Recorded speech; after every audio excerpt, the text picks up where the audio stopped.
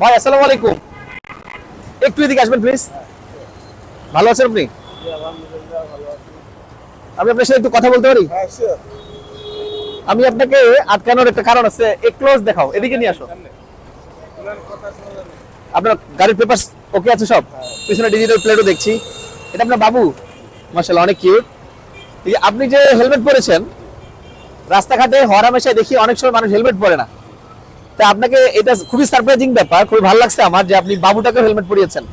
কেন পরিয়েছেন? এটা দুইটা কারণ।